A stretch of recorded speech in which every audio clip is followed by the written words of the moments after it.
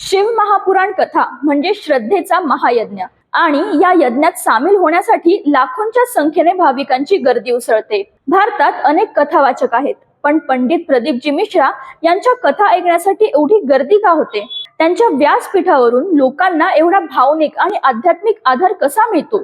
चला या प्रश्नांची उत्तरे जाणून घेऊया या व्हिडिओतून।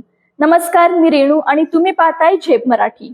मेरा महादेव शक्तिशाली है, वो देता है तो छप्पर फाड़ के देता है, हीच ती ओळ जिच्यावर लोक विश्वास ठेवतात आणि म्हणूनच पंडितजींच्या व्यासपीठावरून सांगितल्या जाणाऱ्या कथा लोकांच्या हृदयाला भिडतात।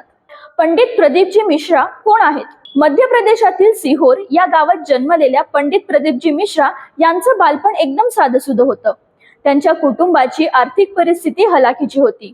त्यांचे वडील चणे फुटाणे विकत असत, पण त्याच वेळी घरात अध्यात्माचंही वातावरण होतं।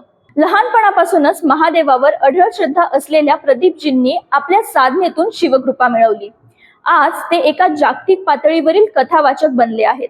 त्यांची वाणी, त्यांच्या गोष्टी सांगण्याची पद्धत आणि महादेवाची भक्ती या तिन्ही गोष्टी लोकांना त्यांच्याशी जोडतात। महादेवाला भोळा म्हटलं जातं, कारण तो सहज प्रसन्न होतो।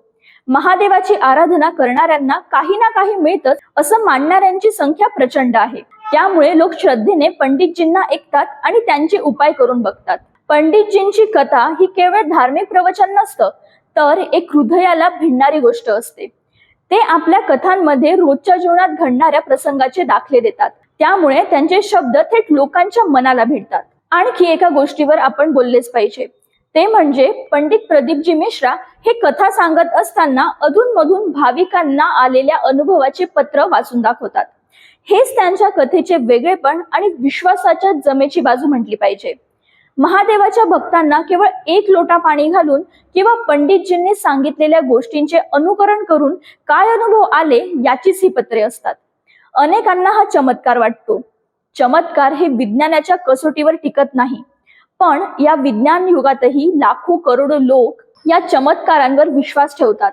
हा देखील एक चमत्कारच म्हटला पाहिजे।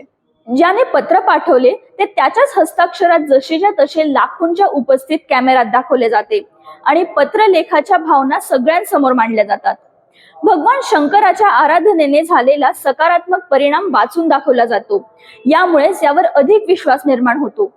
पत्रांमधून मांडलेले विषय आणि बरे झालेले आजार आणि विशेषतः वैद्यकीय क्षेत्राला चॅलेंज देणारेच ठरतात।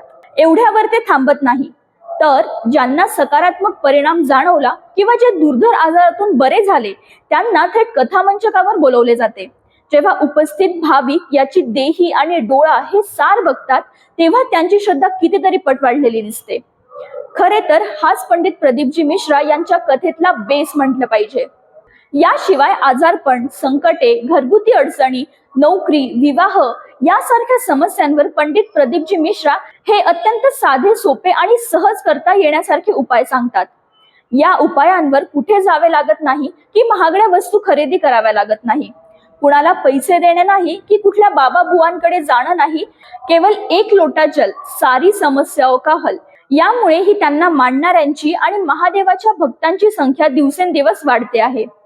आणखी एक गोष्ट सांगितली पाहिजे, ती म्हणजे जादूटोणा, मंत्रतंत्र अशा वाटेला न घेऊन जाता श्रद्धेच्या मार्गाने पंडित प्रदीपजी मिश्रा यांनी लाखो करोडो पाय मंदिराकडे वळवलेत। यामुळे मंदिरे हाऊसफुल झाली।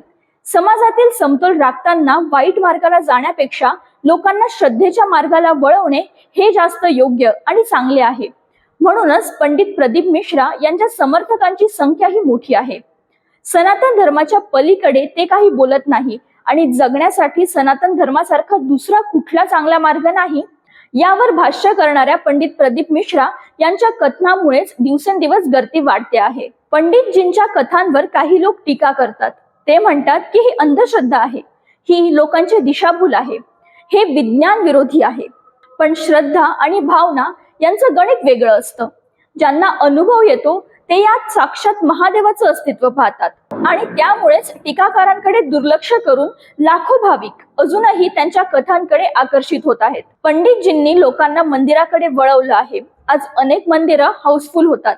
लोक पूर्वीपेक्षा जास्त श्रद्धेने महादेवाची पूजा करत आहेत आणि हीच गोष्ट समाजासाठी एक सकारात्मक बदल घडवते आहे। आणि याच गोष्टीमुळे त्यांच्या कथा ऐकणाऱ्यांची संख्या दिवसेंदिवस वाढत चालली आहे. तर मग आपणही एकदा महादेवाचं नाव घेऊन त्यांची कथा ऐकायला हवी का? तुम्हाला यावर काय वाटतं आम्हाला कमेंट करून नक्कीच कळवा. व्हिडिओ आवडला असेल तर लाईक आणि शेअर करा आणि झेप मराठीला सबस्क्राईब करा. अशाच वेगळ्या आणि ताज्या बातम्यांसाठी पाहत रहा झेप मराठी, आरसा महाराष्ट्राचा. संपादक प्राध्यापक अनिल चव्हाण, धुळे.